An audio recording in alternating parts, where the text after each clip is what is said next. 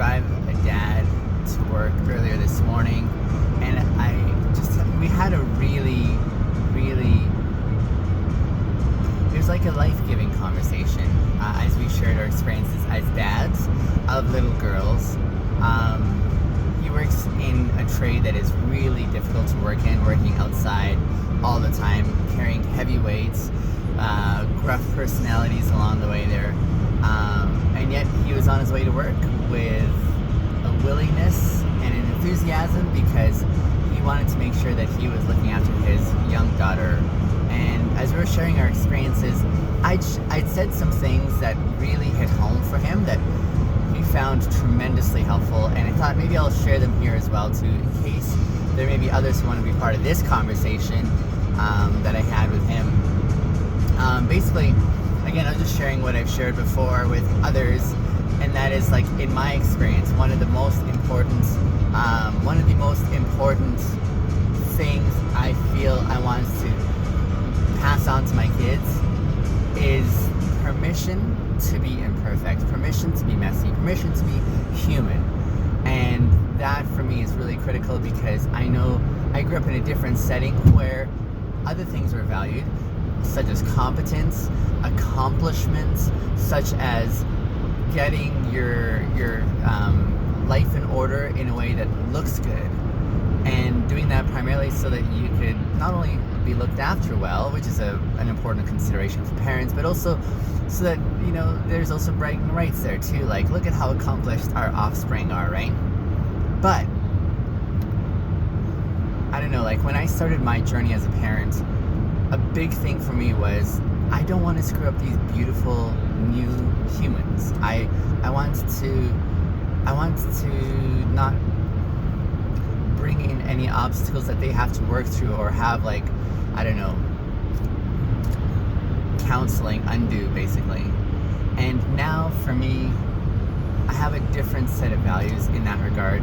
Now I'm far more concerned about saying, how do I prepare you for a life where you maybe your worst enemy, where the voices in your head are the biggest critics, where the world is going to offer its fair share of lashing and put downs and everything else, because it's a harsh world. How can I help them come to embrace and be okay with their messiness as a human being, so that when it does happen, not if, but when it happens, and it's going to happen ongoing, regularly, where we goof up as human beings, where we have that space to say to ourselves, oh yeah, it's not game over. I still have recourse to be better. And even as this dad was sharing with me about his past, struggling with addictions, and how he is on the sober path now and trying to make things right. I mean, I said a huge shout out to you for doing those hard things, for getting back on track, for trying to get things in order so you can be a dad to your girl. It's huge. And so one of the things I find a tremendous gift that I can give to my kids is stories of how I messed up and how I was trying to figure things out in a very broken way. And so now my biggest wish for them is that they would grow to be kind to themselves, that they would grow to be gracious and say, hey, no matter what season in life I find myself in, whether I'm in abundance or not, whether I am happy or pursuing happiness, that they are able to say, I have patience with myself, I have kindness for myself, I have grace for myself, I see myself with a sense of worth, and it's never diminished in the midst of me making a mess in life. Because I think that is one of the core elements of our existence as human beings, is that we are by nature messy.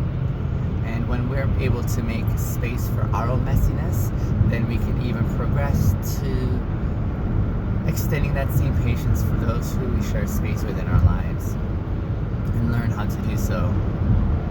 So, yeah, he really resonated with that, and I think was inspired and encouraged by it. And I'd love to hear from you all.